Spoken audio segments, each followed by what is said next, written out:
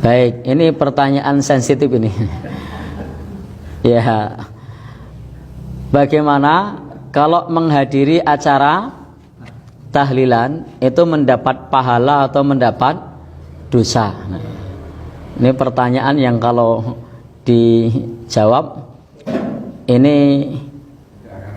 tidak akan habis. Ya. Jadi tidak akan habis. Baik. Yang pertama terkait mengenai bab ini, bahwa di dalam agama kita tahlil itu satu ibadah yang utama. Kenapa? Karena memang tahlil itu ucapan la ilaha illallah. Itu adalah ucapan yang pahalanya besar. La ilaha illallah. Tiada sesembahan yang berhak disembah melainkan Allah. Dan ini adalah hakikatul dakwati rusul, hakikat dakwah para rasul. Itu adalah la ilaha illallah. Tidak ada sesembahan yang berhak disembah melainkan Allah subhanahu wa ta'ala. Orang yang mengucapkan ini di akhir hayatnya insya Allah masuk surga.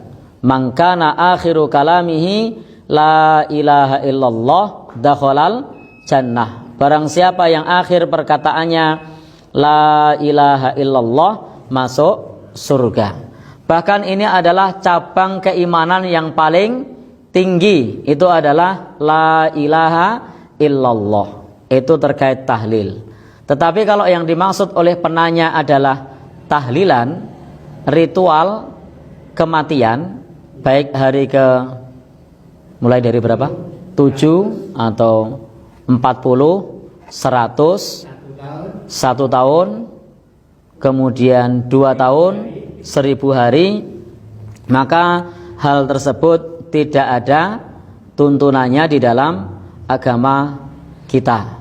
Dengan formasi yang kita kenal, itu tidak ada tuntunan mengenai rangkaian tersebut, hitungan-hitungan hari tersebut. Atau bahkan yang pakai ubo rampe tertentu harus dengan apa? Ini dan itu, ada kembang kemenyan, ada apa namanya? Sesaji misalnya. Maka itu jelas tidak ada tuntunannya. Dan tidak boleh kita berdoa kepada Allah di situ disandingkan dengan sesaji, disandingkan dengan hitungan-hitungan yang diperoleh bukan dari syariat agama kita. Berbeda halnya dengan sodakoh. Kalau sodakoh jelas sampai. Dalam agama kita sodakoh jelas sampai. Hadisnya banyak tentang sodakoh atas nama orang yang meninggal dunia. Itu jelas sampai.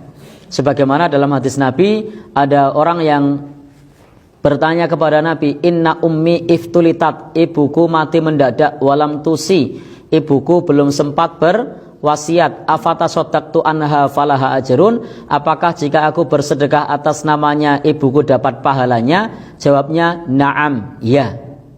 Jadi terkait bacaan tahlil itu jelas pahalanya besar ya. Kemudian sedekah itu jelas pahalanya sampai. Tetapi rangkaian yang semacam yang kita kenal dengan hitungan-hitungan yang ada, dengan ubo rampe, sesaji dan serono-serono yang ada, itu tidak kita kenal di dalam agama kita, dan itu jelas tidak sampai. Itu jelas tidak sampai. Sebagaimana sabda Nabi, man amala amilan laisa alaihi amruna fahuwa raddun. Barang siapa yang beramal dengan suatu amalan yang tidak ada tuntunan dari kami, maka amalan tersebut tertolak. Maka amalan tersebut tertolak. Lalu bagaimana ketika kita hadir? Apakah berpahala atau tidak? Konsepnya adalah ketika kita melihat hal yang semacam itu, kita bukan hakim untuk menghakimi dia berdosa atau berpahala. Karena dosa dan pahala itu urusan Allah subhanahu wa ta'ala. Konsepnya kita adalah kalau amal itu ada tuntunannya, kerjakan. Kalau tidak ada tuntunannya, tinggalkan. Karena perintahnya adalah kita diminta untuk ittiba kepada tuntunan Rasulullah sallallahu alaihi wasallam. Dan kalau kemudian ada saudara kita yang menghadiri acara semacam itu, maka berikanlah uzur. Berikanlah uzur. Bisa jadi belum tahu, atau bisa jadi ada pertimbangan manfaat dan mudorot. Khawatir dikucilkan misalnya, atau khawatir dibully misalnya. Ada pertimbangan menghindari mudorot misalnya. Jadi kita tidak boleh menghakimi saudara kita dengan dosa, menghakimi saudara kita dengan neraka. Tapi konsepnya adalah kalau sesuai tuntunan kerjakan, kalau tidak ada tuntunan tinggalkan.